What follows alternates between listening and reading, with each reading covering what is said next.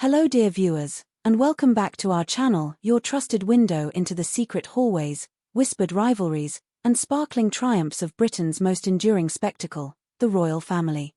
Today, we're not just talking about tennis. We're diving headfirst into a moment that, quite without planning, cracked open the polished shell of royalty and laid bare the warm, beating heart inside. And oh, how the world needed to see that. So pour yourself a cup of tea, settle in comfortably, because what happened on centre court this summer wasn't merely about sportsmanship. It was about vulnerability, about the very fragile magic that keeps a monarchy alive in the 21st century, and why a single woman, Catherine, Princess of Wales, might be the only one truly carrying that torch right now. It all began under the deceptively calm hum of Wimbledon. You know, the sound murmurs of polite conversation drifting over pristine lawns, the faint clink of glasses, camera shutters snapping like cautious butterflies. The day was warm, radiant with an almost cinematic glow. A perfect stage. And then, there she was. Catherine, stepping into view. Her presence was immediately electric, but still understated, that signature paradox of hers. The crowd didn't erupt straight away. Instead, there was this almost palpable inhaling, a collective tightening, as though everyone there had been unconsciously waiting for her. Because this wasn't just any year. This was her quiet, courageous return after months shadowed by a private battle, cancer treatments, hushed hospital visits, and a nation biting its nails for news of her health. She walked carefully, yes, but with that effortless composure that only seems more remarkable the longer you watch her. Her dress was a masterpiece of subtlety, elegant, timeless, not screaming for headlines, yet guaranteeing them all the same. A gentle nod to continuity, perhaps, a brushstroke in the same visual language Diana once spoke so fluently. As she moved through the grounds, every step seemed to echo through more than just Wimbledon. It was echoing through Britain's own sense of itself, its hopes that after losing Elizabeth, after seeing Charles so clearly age, it would not lose this too. By the time she took her seat in the royal box, the murmur had transformed. The polite applause that usually greets royalty gave way to something deeper, almost primal. The entire stadium rose. It wasn't a trickle of etiquette, it was a flood. Thousands stood and clapped, a thunder that rolled around centre court, washing over her. And then, the cry. A single voice, unfiltered, almost trembling with the audacity of saying out loud what so many felt. "I love you, Kate." It cut through everything. Through the royal protocols, through the elegant hush that always hovers around these events. It was raw. It was startling. It was breathtaking. And in that single instant, the world collectively held its breath. Because how would she, trained since her 20s to handle such disruptions with polite neutrality, respond? She could have offered a diplomatic nod, perhaps a serene little wave. And the moment would have been smoothed over, ironed flat by centuries of protocol. But she didn't. She laughed. A bright, startled, delighted laugh that flew out before any royal training could trap it. Her eyes crinkled in real surprise, her mouth opened wide, her shoulders even gave the tiniest shake, that honest, helpless reaction that can't be staged. It wasn't regal. It was gloriously human. Body language experts would later dissect this tiny sliver of time with forensic precision. Judy James spoke of the comedy gulp, that quick little jut of Catherine's neck, as if she were swallowing a lump of unexpected emotion. A playful, embarrassed twitch that said, "Me? Are you really saying this to me?" And then came that dazzling grin, teeth fully visible, eyes sparkling, a look so open it might have been dangerous for someone more calculating. Because it revealed something undeniable, Catherine still seems faintly amazed that the public loves her this much. And oh, doesn't that remind us all of Diana? How often did we see Diana tilt her head, that shy smile flickering across her face, almost flustered by the depth of adoration that poured onto her wherever she went.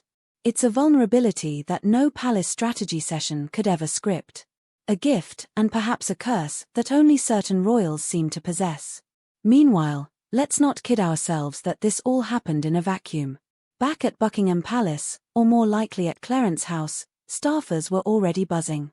A source who's long worked within those gilded walls confided that moments like these, when Catherine effortlessly ignites mass adoration, send tiny, nervous shivers through the older courtiers.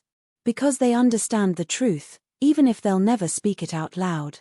The monarchy doesn't actually survive on jewels, treaties, or centuries-old ceremonies. It survives on moments like this, when a princess forgets she's a princess for half a heartbeat, and simply becomes a woman laughing under a summer sun because someone yelled that they loved her. Insiders say that later, over discreet glasses of chilled wine, a few senior aides may have quietly mused about how these viral flashes of genuine warmth are both their greatest asset and their biggest gamble. You can't control them. They can't be duplicated. And nobody else right now seems able to generate them the way Catherine does. Not Charles, who still carries that slight, weary air of someone forever trying to prove he can fill shoes he once resented.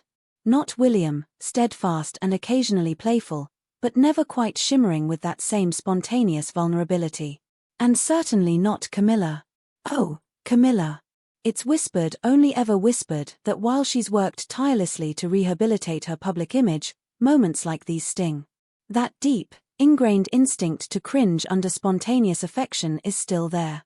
Watching Catherine stand bathed in applause, echoing Diana's old charm without even trying, must sometimes feel like swallowing shards of glass. But that's the monarchy's eternal paradox.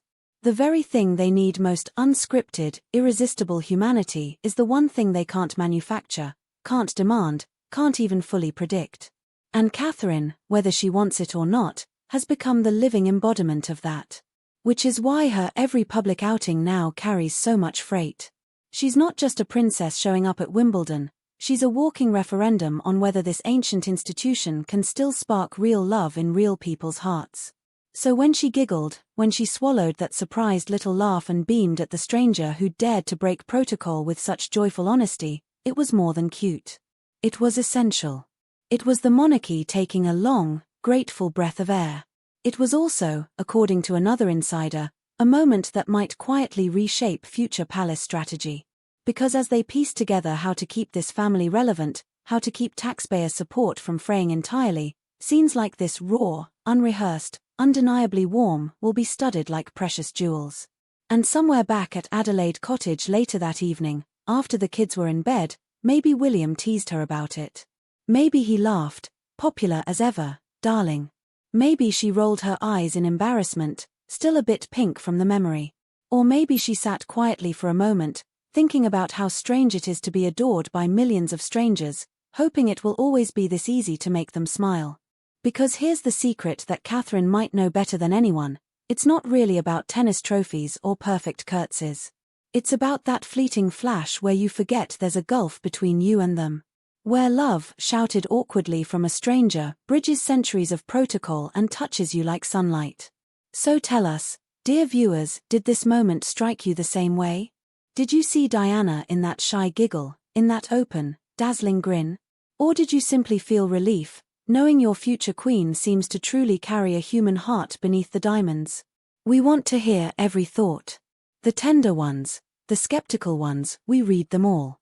If you found yourself unexpectedly moved, even just a little, please tap like. It helps more than you might imagine. And make sure you're subscribed, bell turned on, so you never miss our next journey into this mesmerizing blend of duty, drama, and very fragile humanity that is the British royal family. Thank you for being here with us, sharing this beautiful, complicated story. Until next time.